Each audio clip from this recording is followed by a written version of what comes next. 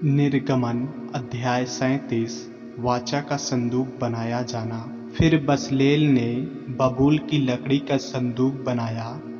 उसकी लंबाई 2.5 हाथ और चौड़ाई 1.5 हाथ और ऊंचाई 1.5 हाथ की थी। उसने उसको भीतर बाहर चोखे सोने से मढ़ा। उसके चारों ओर सोने की बाड़ बनाई और उसके चारों पायों पर लगाने को उसने सोने के 4 कड़े ढाले। 2 कड़े एक ओर और 2 कड़े दूसरी ओर लगे। फिर उसने बबूल के डंडे बनाए और उन्हें सोने से मढ़ा और उनको संदूक के दोनों ओर के डंडों में डाला कि उनके बल संदूक उठाया जाए। फिर उसने चोखे सोने के प्रायश्चित वाले ढकने को बनाया। उसकी लंबाई 2.5 हाथ और चौड़ाई 1.5 हाथ की थी और उसने सोना गढ़कर 2 करूब प्रायश्चित के ढकने के दोनों सिरों पर बनाए, एक करूब के एक सिरे पर और दूसरा करूब के दूसरे सिरे पर बना।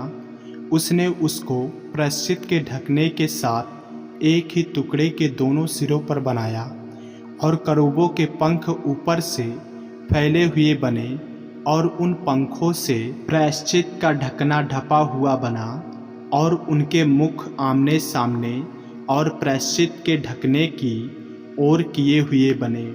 पवित्र मेज का बनाया जाना। फिर उसने बबूल की लकड़ी की मेज को बनाया।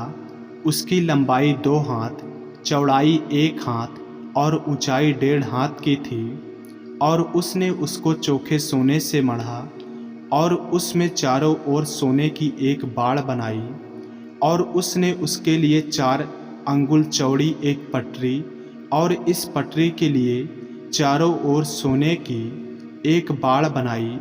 उसने मेज के लिए सोने के 4 कड़े ढालकर उन चारों कोनों में लगाया जो उसके चारों पायों पर थे। वे कड़े पटरी के पास मेज उठाने के डंडों के खानों का काम देने को बने। उसने मेज उठाने के लिए डंडों को बबूल की लकड़ी के बनाया और सोने से मढ़ा और उसने मेज पर का सामान अर्थात परात, धूपदान, कटोरे और उंडेलने के बर्तन सब चोखे सोने के बनाए। सोने की दीवट का बनाया जाना। फिर उसने चोखा सोना गढ़ के पाए और डंडे समेत दीवट को बनाया। उसके पुष्प कोष, गांठ और फूल सब एक ही टुकड़े के बने और दीवट से निकली हुई 6 डालियां बनी।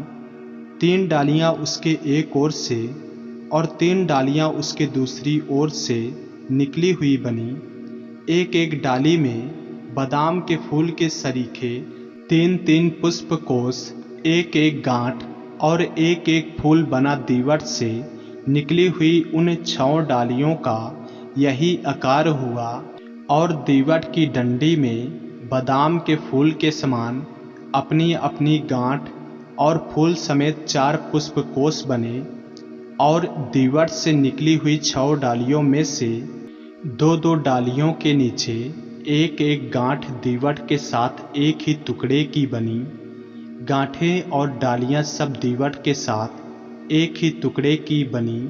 सारा दीवट गढ़े हुए चोखे सोने का और एक ही टुकड़े का बना और उसने दीवट के 7 दीपक और गुलतरास और गुलदान चोखे सोने के बनाए। उसने सारे सामान समेत दीवट को किक्कार भर सोने का बनाया। धूप वेदी का बनाया जाना। फिर उसने बबूल की लकड़ी की धूप वेदी भी बनाई। उसकी लंबाई 1 हाथ और उसकी चौड़ाई 1 हाथ की थी। वह चौकोर बनी और उसकी ऊंचाई 2 हाथ की थी और उसके सींग उसके साथ बिना जोड़ के बने थे।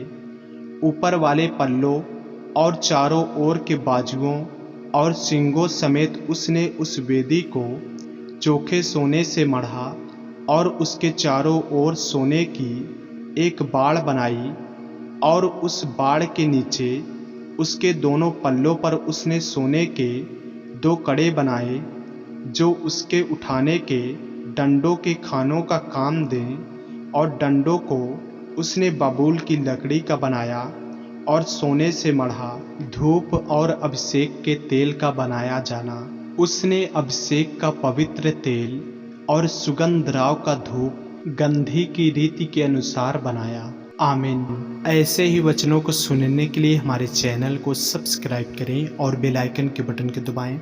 और यदि आप हमारे फेसबुक पेज पर, इंस्टाग्राम पे नए हैं तो हमारे पवित्र बाइबल को फॉलो करें, लाइक करें, ताकि परमेश्वर का वचन रोजाना आप तक पहुंच सके। जय मसीह की। प्रभु आपको आशीष दे।